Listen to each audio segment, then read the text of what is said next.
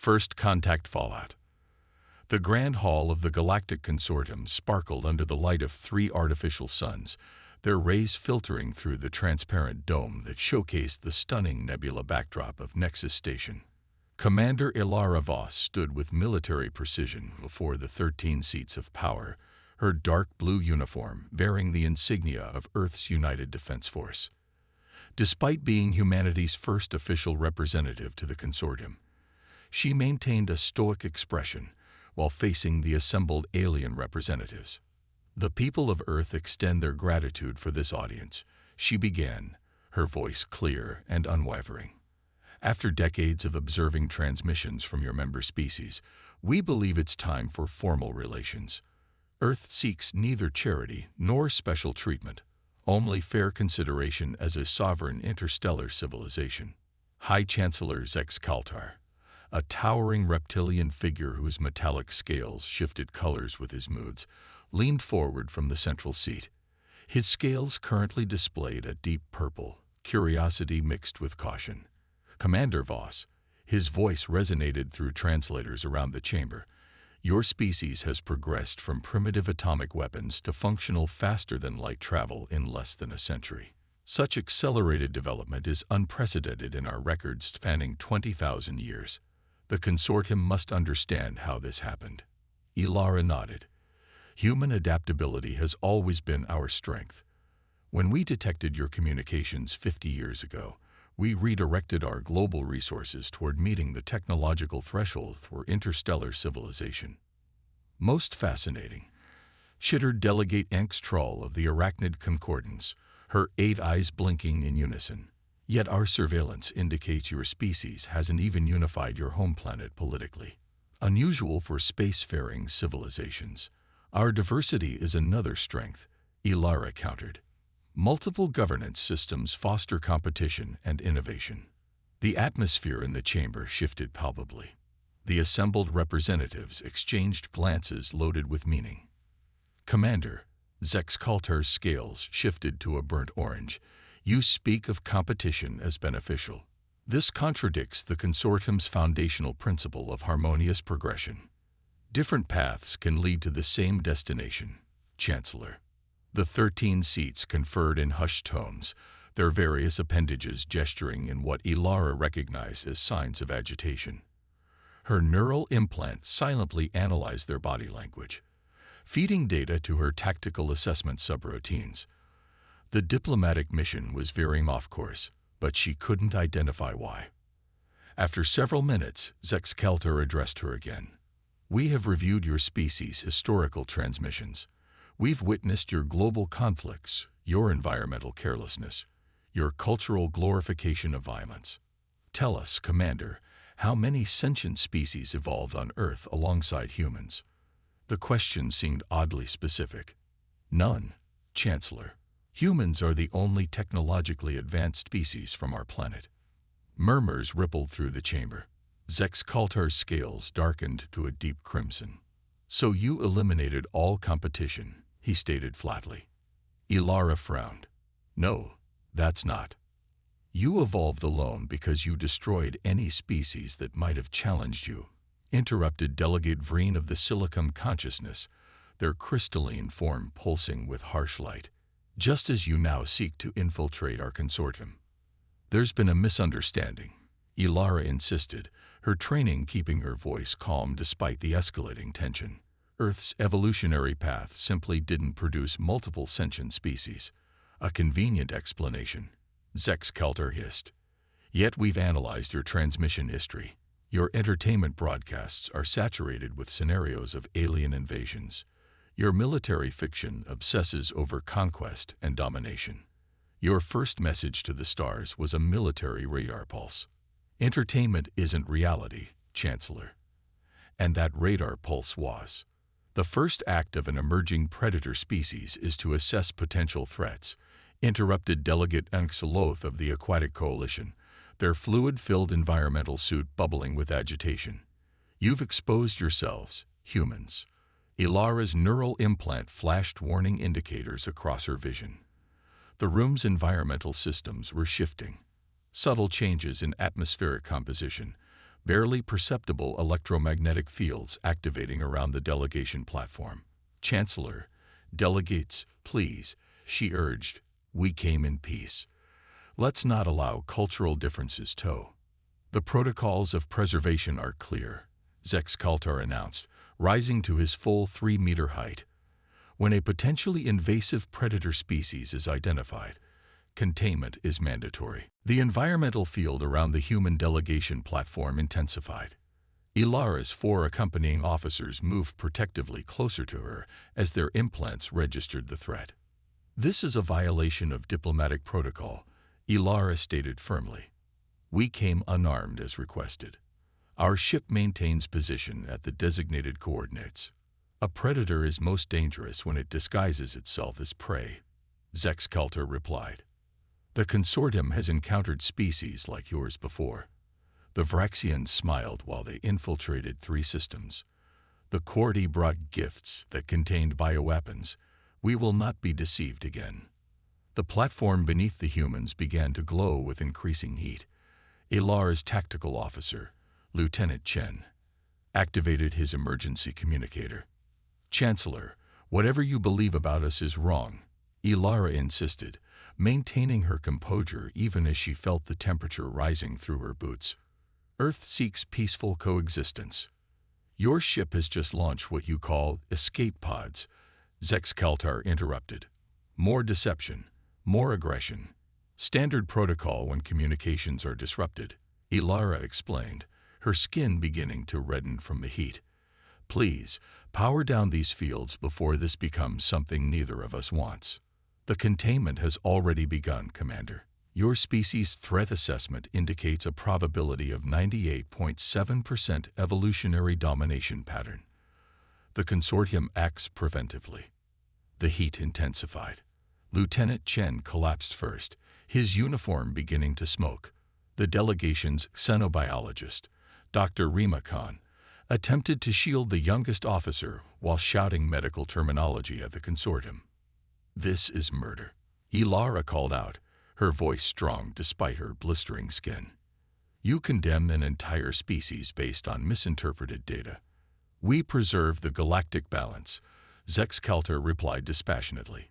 "Your binary thinking, categorizing actions as simply murder or justice, further proves our assessment correct."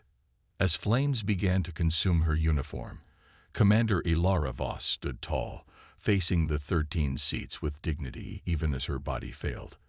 Her final act was to activate her neural implants black box protocol, transmitting everything she'd witnessed to the escape pods already racing toward the nearest jump point. Her last thought was not of fear or pain, but of the response she knew would come. The Consortium watched impassively as the 5 humans were reduced to ash.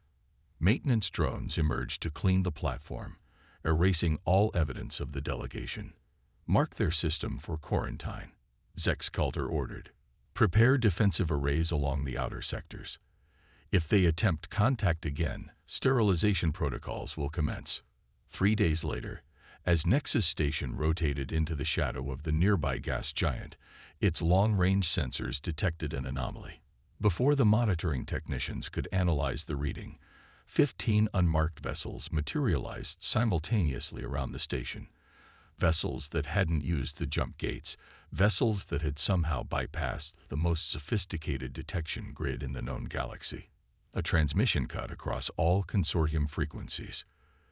"This is Admiral Haruki Yamamoto of Earth's Defense Force. We received Commander Voss's final transmission. You have 1 hour to surrender those responsible for murdering our people. There will be no negotiation." Zexkaltar, summoned from his rest cycle, stormed into the command center. "Activate all defensive systems. How did they find us so quickly? How did they bypass the detection grid?" "Unknown, Chancellor," the station's tactical officer reported. "Their ships don't match any configuration in our database. They're using some form of technology that—" The officer stopped mid-sentence, staring at his console in disbelief. "They've already disabled our primary shield generators." "Impossible. The generators are internally shielded." "Nevertheless, they're offline. Secondary systems failing as well. Zexcaltar opened an emergency channel. Human vessels, this is High Chancellor Zexcaltar. Your aggression violates Consortium space. Withdraw immediately or face destruction. Admiral Yamamoto's voice replied calmly. Chancellor, perhaps I wasn't clear. We're not here to talk. You murdered our people after inviting them to a diplomatic exchange. We're here for justice. Your primitive ships cannot hope to. The transmission cut off as the station shuddered violently. Warning sirens blared throughout the complex. Report, Zexcaltar demanded. They've disabled our weapons arrays with surgical precision. The tactical officer responded, panic evident in his voice. No massive bombardment, no conventional attack pattern. They're systematically disabling our systems one by one. Launch the defense fleet. Communications to the fleet are being jammed. Wait, we're detecting multiple additional human vessels appearing throughout the system. They're engaging our patrol ships. The next hour unfolded like a tactical nightmare for the Consortium. The humans didn't just fight. They hunted. Their ships moved with impossible agility. Their weapons bypassed shielding as if it didn't exist, and their strategies adapted in real time to Consortium countermeasures. As the station's final defensive systems failed, armored humans materialized directly inside the council chamber, having bypassed all internal security measures. Admiral Yamamoto, a compact figure in matte black combat armor, approached Zexcaltar. Chancellor, the Admiral's voice was unnervingly calm. You seem surprised. Did you really believe we would send our only faster-than-light ship on a first contact mission? Or that Commander Voss was operating without contingencies? Zexcaltar's scales had faded to ashen gray. Fear. What do you want? I told you what we want. The individuals responsible for murdering our people. That was a collective decision based on the protocols off. Then the responsibility is collective, Yamamoto interrupted. But we're not like you. We don't incinerate those who are different simply because we fear what we don't understand. The Admiral removed his helmet, revealing East Asian features set in an expression of controlled rage. Here's what happens now. The Consortium will acknowledge its crime against humanity. You will provide reparations. You will recognize Earth's sovereignty and our right to exist without interference. And most importantly, you will reform your protocols of preservation to prevent such atrocities against any other emerging civilization. And if we refuse, Admiral Yamamoto's smile contained no warmth. Then we'll continue this demonstration of why developing in isolation made us different from you. You see, Chancellor, while your species were cooperating and sharing technology, creating this comfortable galactic community, humanity was surviving, adapting, overcoming. Every challenge, every disaster, every war forced us to evolve faster, think differently, create solutions your collective consciousness would never conceive. The Admiral gestured to the view screen, which now showed the wreckage of Consortium ships floating against the backdrop of space. This wasn't our entire fleet, Chancellor. It wasn't even our best technology. This was simply the fastest response we could organize in 3 days. Zexcaltar stared at the human, comprehension finally dawning in his ancient eyes. You let us detect your civilization. You wanted first contact. Of course, we've been monitoring your communications for decades. We know how the Consortium operates. Commander Voss volunteered for her mission, fully aware of the potential outcomes. A sacrifice play, one of the other Consortium delegates whispered. A risk assessment, Yamamoto corrected. One that revealed exactly what we needed to know about your civilization. Now, shall we discuss terms, or would you prefer a more comprehensive demonstration of humanity's approach to problem-solving? Operation Righteous Thunder. The Consortium War Council convened an emergency session aboard the dreadnought Eternal Vigilance, their most powerful military vessel hastily converted into a mobile command center after the fall of Nexus Station. Representatives from the 13 core species gathered around a holographic display showing the current state of the conflict now entering its second week. It wasn't going well. The humans have disabled or destroyed 37 major installations across 9 systems, reported Fleet Commander Vexora, daughter of the disgraced High Chancellor Zex Kaltar. Her scales shifted between tactical red and anxious yellow as she manipulated the display. They're not following any recognizable attack pattern. Each strike seems random until examined retrospectively. Then we discover they've systematically eliminated our command structure, manufacturing capabilities, and strategic resources. How are they bypassing our detection grids? Demanded Delegate Angstral of the Arachnid Concordance. Every system reports the same. Human vessels simply appear, strike with surgical precision, and vanish before countermeasures can be deployed. They appear to have developed some form of dimensional phase technology, explained Chief Technologist Silith of the Silicon Consciousness. Our theoretical division postulated such technology centuries ago, but abandoned research when initial calculations suggested the energy requirements would be prohibitive. Meaning what, exactly? Asked Delegate Manxiloff. Meaning the humans should be burning through resources at an unsustainable rate to achieve these results, yet they show no signs of diminishing capability. The assembled delegates exchanged troubled glances. Their entire strategic doctrine was based on resource management and sustainable warfare, protracted conflicts calculated to favor the side with greater manufacturing capacity and material reserves.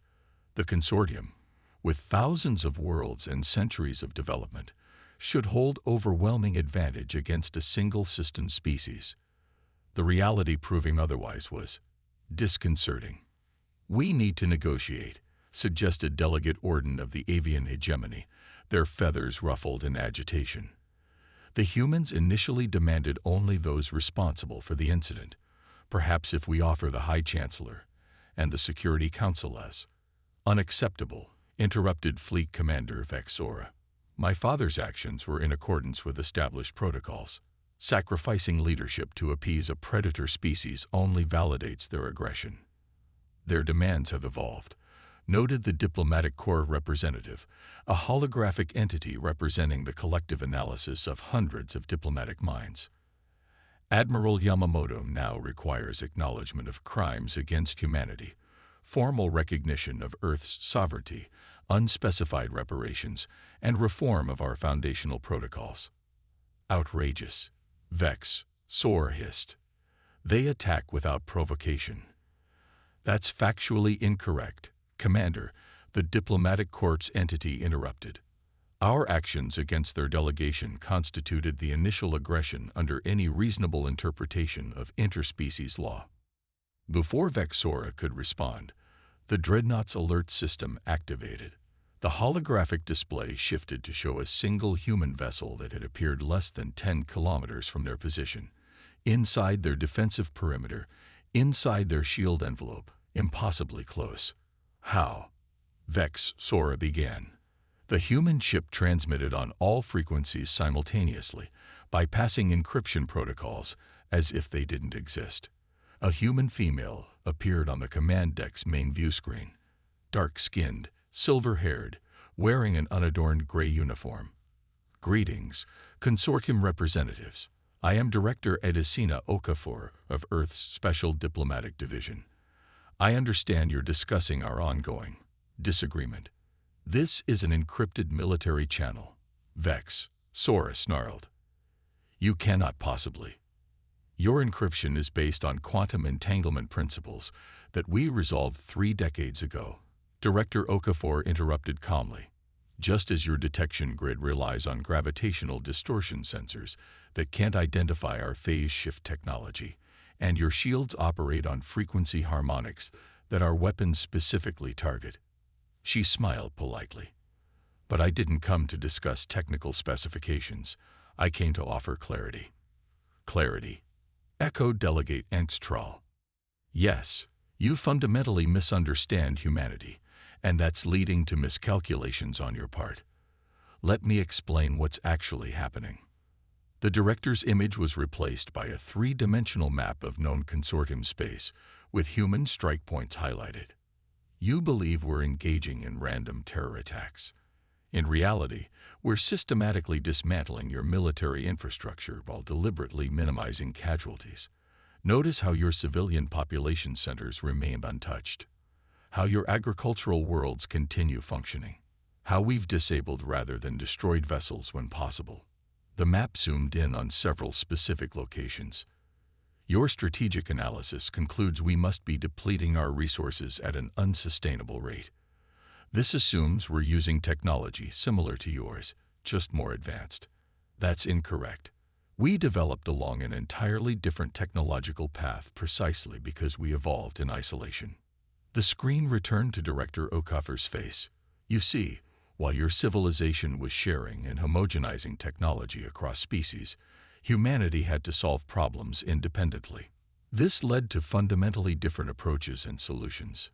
Why are you telling us this? Demanded Vex Sora. Because I want you to understand that continuing this conflict is futile. Not because we want to destroy you, but because you cannot adapt quickly enough to counter us. Your civilization has optimized for stability and predictability. Ours has optimized for adaptation and innovation. So you expect us to simply surrender to your demands? Delegate Orden asked. No. I expect you to recognize an opportunity when it's presented. Director Okafor's expression softened slightly. Admiral Yamamoto represents our military response. I represent an alternative path. The command deck fell silent as the implications settled over the delegates. What alternative do you propose? The diplomatic corps entity finally asked. A fundamental reassessment of the Consortium's founding principles. Your protocols of preservation are based on fear of the unknown, fear of difference, fear of change. That fear led you to murder our diplomats without provocation. It's leading you now into a war you cannot win. Director Okafor leaned forward. But what if that same encounter had gone differently? What if you had recognized humanity's unique development path as an asset rather than a threat? What might our civilizations accomplish together? Pretty words, Vex Sora scoffed. But your actions speak louder. You've destroyed decades of development in days. We've disabled your capacity to wage war, Okafor corrected. Selectively and precisely. Compare our approach to how you handled first contact with us. Before anyone could respond, secondary displays around the command deck activated simultaneously, each showing different human vessels appearing near critical Consortium installations throughout their territory. Right now, Director Okafor continued calmly, we have positioned phase shift-capable vessels near every major Consortium military installation, governmental center, and strategic resource. We could end your civilization with a coordinated strike. The command deck erupted in alarmed exclamations. But we won't, Okafor's voice cut through the chaos. Because unlike you, we don't destroy what we don't understand.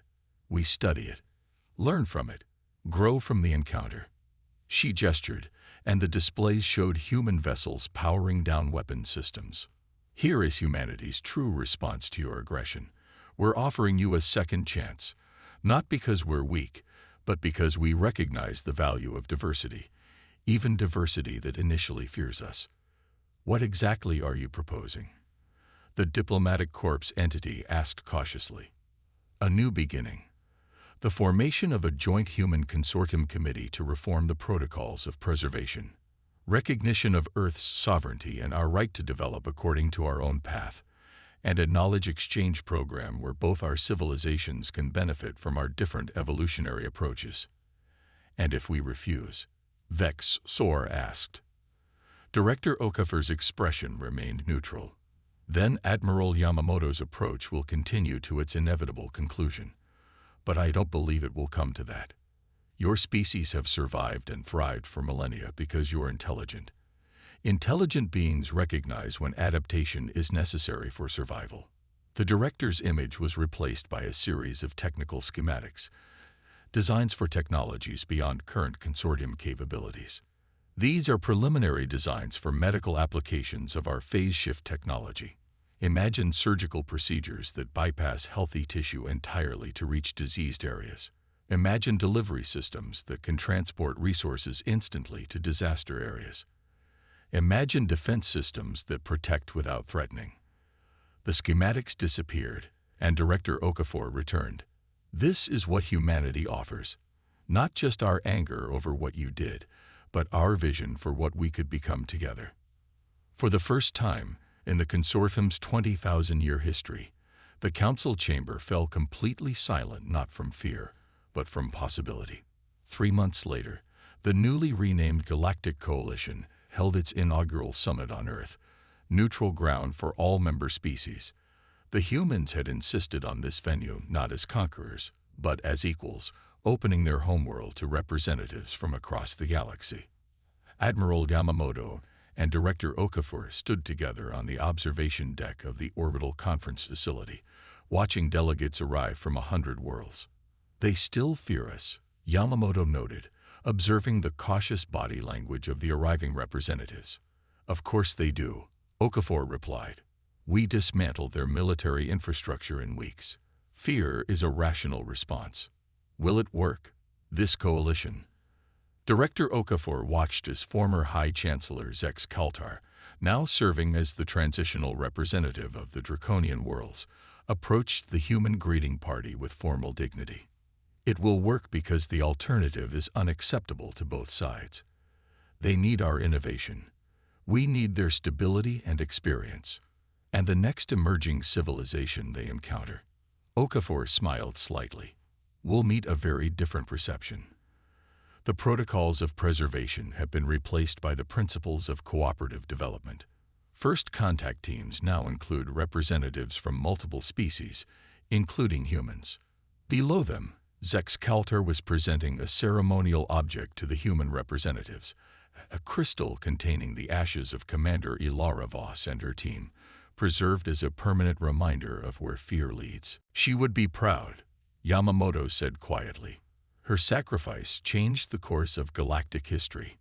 She gave them exactly what they needed most." Okafor agreed, "A reason to overcome their fear of difference."